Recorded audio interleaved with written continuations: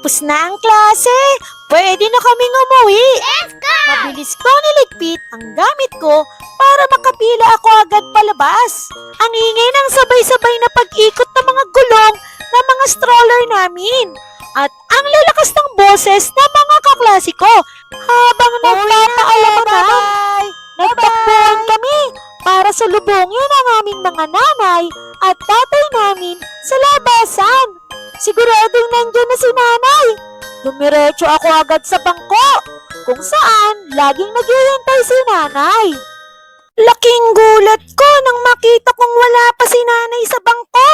Nanlaki ang mga mata ko. Kinabahan ako.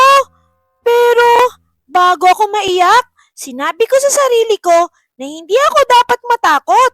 Sinubukan kong hanapin si nanay sa nagkakandidikit-dikit na mukha ng mga magulang sa labasan.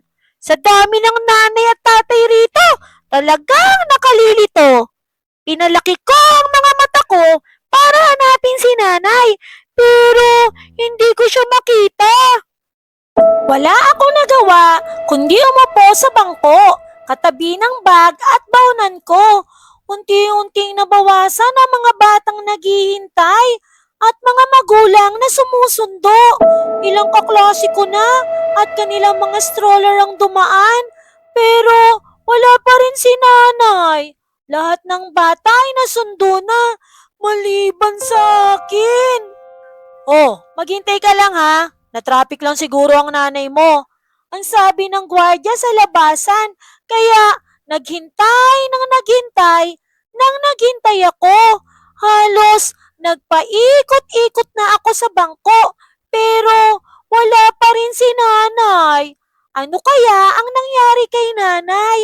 Baka nasiraan ng sasakyan si nanay. Halos mapatalon ako sa kinaupuan ko nang maalala kong may sira nga pala ang sasakyan namin. Siguradong naghahanap pa si nanay ng paraan para masundo ako. Siguro sumakay siya sa isang pagong. Maliit at mabagal ang akbang nito. Kaya ang tagal-tagal bago ako masundo. Pero alam kong magmamadali si nanay. Kasi sabik rin siyang makapiling ako. Hindi siya aasa sa isang pagong. Siguro sa isang elepante siya sumakay. Higante ang mga hakbang nito. Kaya siguradong mas mabilis niya akong masusundo. Pero hindi kakasya ang elepante sa daan na may napakaraming sasakyan. Siguro matagal pa talaga bago ako masundo. Siguro isang agila ang kinaibigan ni nanay. Mabilis siyang makakalipad para masundo ako. Pero di kaya lalong magtagal si nanay sa paghahanap sa akin? Masyadong mataas ang lipad ng agila.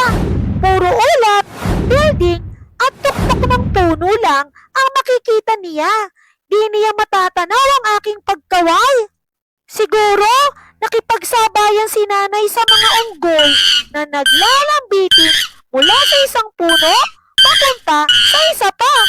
Ay, sandali lang ay nandito na siya. Pero oras na sa puno ng saging sila kumapit, hindi na ipagpapatuloy ng mga unggoy ang pagsabit-sabit. Siguradong matatagalan si nanay sa pagdating. Siguro naisip ni nanay na makiangkas sa likod ng isang balyena. Sisisid sila sa malalim na dagat hanggang ako'y marinig. Pero sa gitna ng karagatan, matatagpuan ng balyena at di nito kayang lumangoy sa mababaw na baybayin.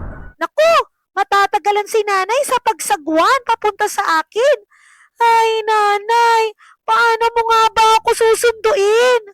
Napagod ako sa kaiisip. Isang malalim na buntong hininga. Ay, sabay ngumalumbaba ang tangi kong nagawa. Lalong napakunot ang noo ko sa mga naisip ko. Siguro nalimutan na ako ni nanay. Siguro di na niya ako mahal. Siguro napagod na siya sa pagsundo sa akin araw-araw. Siguro hindi ko na napigilan ang pagluha ko. Sumikip ang aking dibdib. Hindi ako makahinga. Itinago ko na lamang ang nalugi kong mukha sa aking mga kamay nang biglang, Nanay, buti dumating ka. Akala ko nalimot mo na ako. Maari ba kitang makalimutan? Ikaw ang pinakamahalaga sa akin. Ang amo ni nanay sabay yakap sa akin. Nasiraan ka ba ng sasakyan, nanay?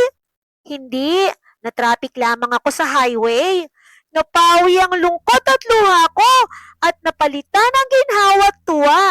Tama nga pala ang gwardya, na-traffic lang si nanay. At dyan nagtatapos ang ating kwento, Bakit Matagal ang Sundo Ko.